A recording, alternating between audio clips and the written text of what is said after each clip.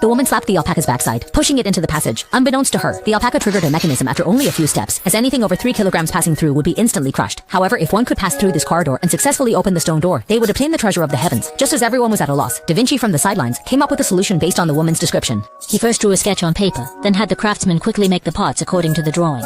Quickly, with everyone's joint effort, the world's first self-driving car was completed. However, judging by the expressions on others' faces, they seemed doubtful that this car could break through the barriers. Da Vinci had to demonstrate on the spot. He flipped a switch, and the car started moving on its own, while he only needed to use a rope to control the direction. Seeing this, everyone held their breath, fearing the car might also be crushed to pieces by the walls on either side. But the car kept moving for a long time, and there was no sign of the mechanism activating.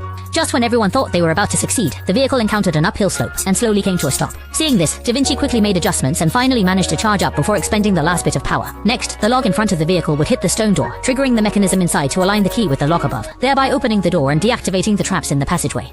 But the others still did not dare to step forward, fearing Da Vinci's guess might be wrong. But there's no choice. He has to personally test it. Seeing that he is fine, everyone else musters the courage to go in. Soon they reach the other side of the gate, and unexpectedly, there is another mechanism here. Ahead is a trapdoor in the shape of a triangle, and below it is an abyss. Falling down would mean certain death. Da Vinci cautiously stepped forward, only to be surprised to find that this door actually had 100 keyholes, and he had no idea which one was correct. He could only try them one by one, but when the key was turned, there was no reaction from the door. At first, they thought they had chosen the wrong one, but just as Da Vinci was about to continue trying, a noise suddenly came from the surroundings, and water inexplicably flowed from the stone wall. Following that, the stone bridge suddenly moved, which directly caused one of the companions to accidentally fall into the cliff below. Seeing this, the others started to retreat. The woman even took the key, fearing that this only entry pass might be lost to the mechanism. Da Vinci hurriedly persuaded him to trust him once more. To obtain the treasure, he reluctantly threw the key back. As the distance to the stone bridge grew shorter, he quickly tried to find a solution.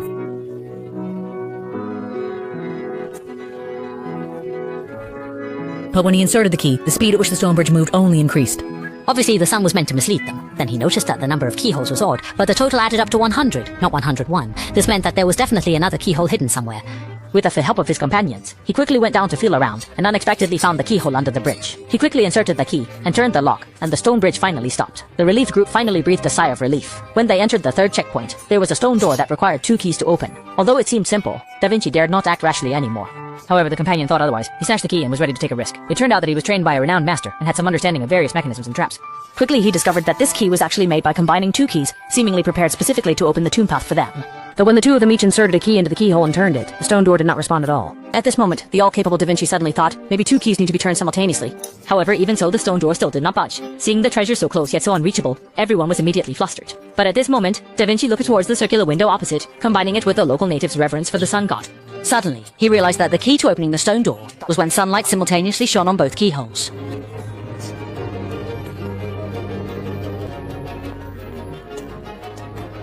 It was at the moment they timed it, just before the sunlight was about to hit the keyholes.